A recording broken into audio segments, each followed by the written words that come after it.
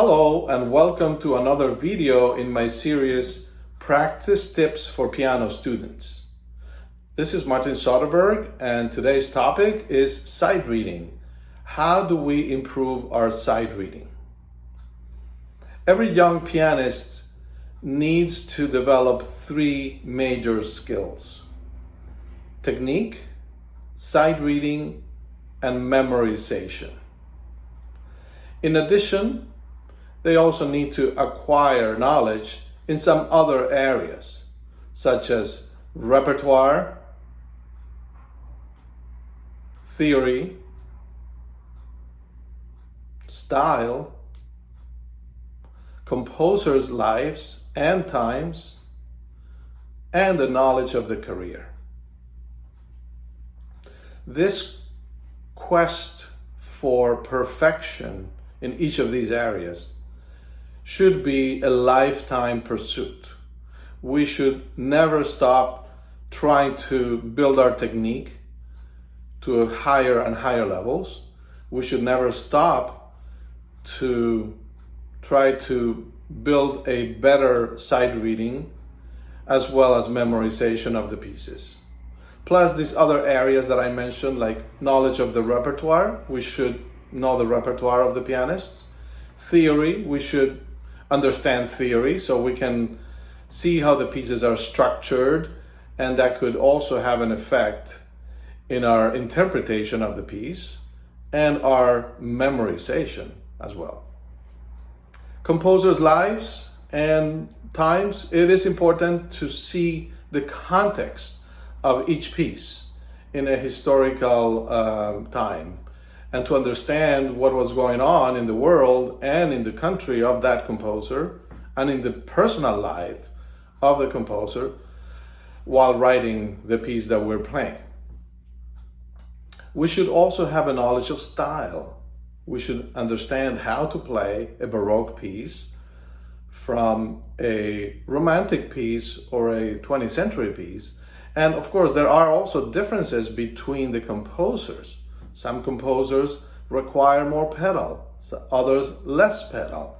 Others require a more refined light touch, and others require more strength and intensity. So these differences we need to understand in order to interpret our pieces. So how do we improve sight reading? I always say that true sight reading only happens the first time. The first time you read something, this is when 100% of your effort is on the reading aspect of the notes. The second time, there's already recollection. There's already a memory of what you did the first time. So now the sight reading is not 100%. It's a little bit less because now your ear remembers, your memory remembers, your muscle memory remembers. So now you're going places because you remember what happened the first time. So because true sight reading happens only the first time, when you don't know a piece at all, when you've never seen a piece, I recommend daily sight reading exercises. And they should be at different levels by different composers, so you can also become familiar with the output of many different composers. And you should play them slow to build a steady flow of reading from beginning to end. You should try to develop that flow from beginning to end and not stop constantly. That's a sign that you're playing the piece or reading the piece too fast.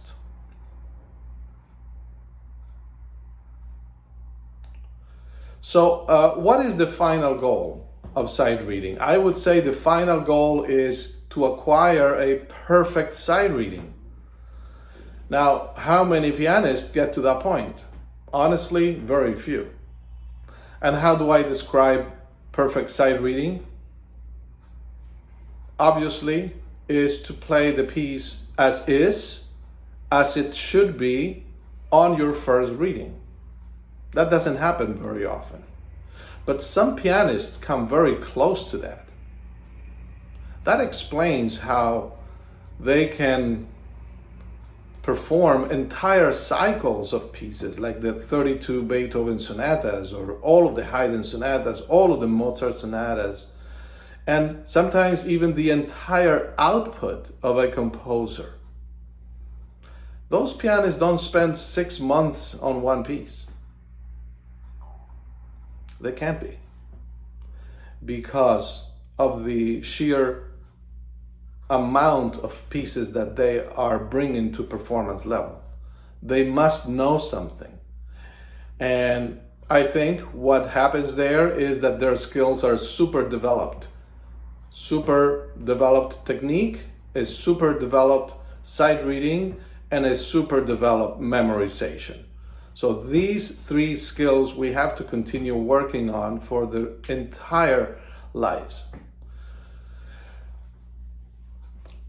Another aspect of sight reading that I think it improves sight reading a lot is to play ensembles, to play with others. Some of the best sight readers that I've met over the years are accompanists. I used to accompany singers myself for years. And so you feel the added pressure that you need to read ahead. You can't stop every time you play a wrong note. You need to move on, and you need to catch the person that you are accompanying, whether it's in a concert or in a rehearsal or in a first reading. So I recommend ensemble playing, 4-hand piano duets, accompanying a singer, making a little trio or something, and do regular readings, so you can feel that added pressure of having to play with others and not stop your reading. So these are some of the ideas that hopefully will help you in making sight reading an important part of your practice.